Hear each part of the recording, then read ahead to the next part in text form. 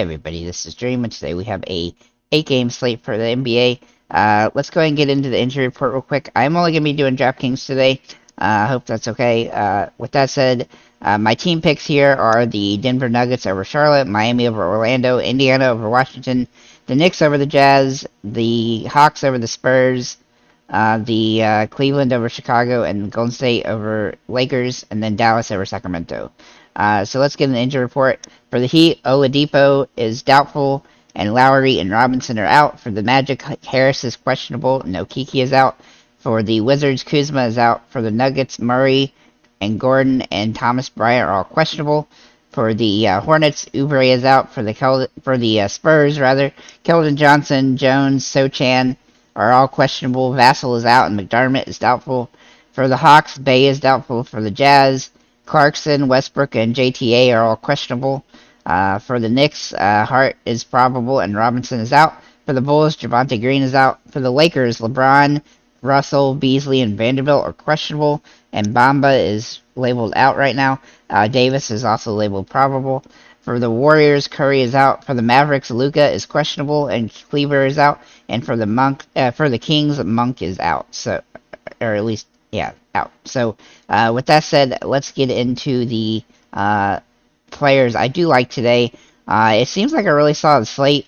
There's a lot of value, a lot of, I mean, there's probably going to be a lot more opened up, unfortunately, that'll make it not nearly as nice as it is right now. I could legitimately make a pretty good lineup right this second, but obviously there's going to be a lot of information that we're going to need later throughout the day that will probably influence a lot of that information. So, or influence how we would build our lineup. So, with that said, let's get into the players. I'm going to start at the top. We're going to start with Nikola Jokic. He's one of my favorite plays on the slate. He's going to be pretty expensive, obviously, at $11,600, but he's played extremely well lately. He had his worst game in a while, where he scored 58 fantasy points last game. That's a bad game for him. And so I really think he's in a great spot. He's going to be a really good play, especially if you're going to load up on the cheap guys, which there's definitely plenty of those available today to utilize.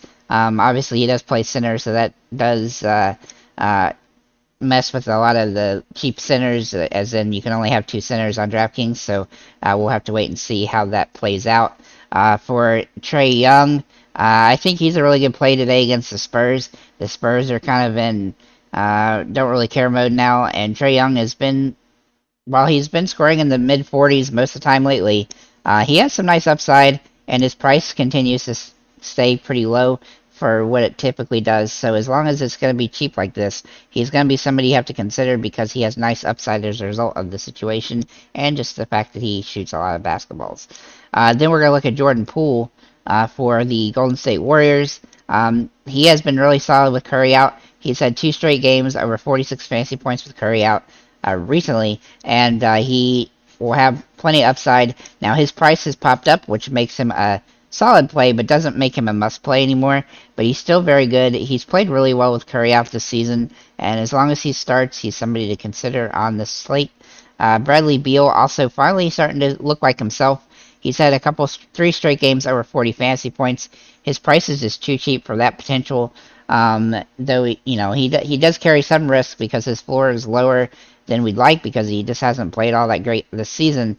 But since he's been back from his latest injury stint, he seems like he's been back to a little bit more normal. And so we'll have to wait and see how he continues. But I do like how he's playing, scoring the ball pretty well. And with Kuzma out, he does have slight more usage as well. Then we're going to look at Denny Avdija for Washington. He's played extremely well with Kuzma out, and anytime a guy's out and he ends up starting, he tends to play really well. He's had some really big games as a result of that, and his price has come up though, but he's still a good option, especially if you just need a guy to plug in, as a lineup filler if you need like $6,000 at the end of your lineup. He will be somebody to consider. He's played really solid in those situations. So then we're going to look at Walker Kessler. Now, Walker Kessler is just a little bit too hard to ignore right now with the way he's been playing. With Vanderbilt gone, he does have some nice upside as a result. Now, let's just keep in mind that there's some new players in Utah, and if some of those guys come back that will probably or start and play that might hurt him a little bit, but we'll have to wait and see how that kind of plays out. But I do think he's viable on the slate. Then we're going to look at Kelly Olynyk for Utah as well. And he's kind of in the same boat as Kessler. He's got more usage with Vanderbilt being traded away, and so he has some upside here at this price. But like I said, there's other guys coming in, so we'll have to wait and see how they figure out their, as the season progresses. But I think that him and Kessler both have good upside in this matchup. Then we're going to look at Zach Collins for the Spurs. Now, obviously, the Spurs played yesterday, and Collins played incredible. Had a double-double, scored 29 points, and fouled out against Detroit. That game did go to double overtime, but he fouled out, I think, in the first overtime. So he's playing. He played really solid as a starter for his first start. I don't necessarily expect him to score 49 fantasy points, but his price really didn't change from yesterday, so I look for him to be decent today. And he does have a little tougher matchup today against Atlanta than he had yesterday, but he's still not in a terrible spot, and he's definitely a good play on the slate. Then we'll look at Colin Sexton for Utah. Now, this is sort of dependent on what we find out about the plays from Utah when it comes to Russell Westbrook and Clarkson. But if he ends up starting and continues to start, he'll be a guy that you almost have to roster at this price with his situation.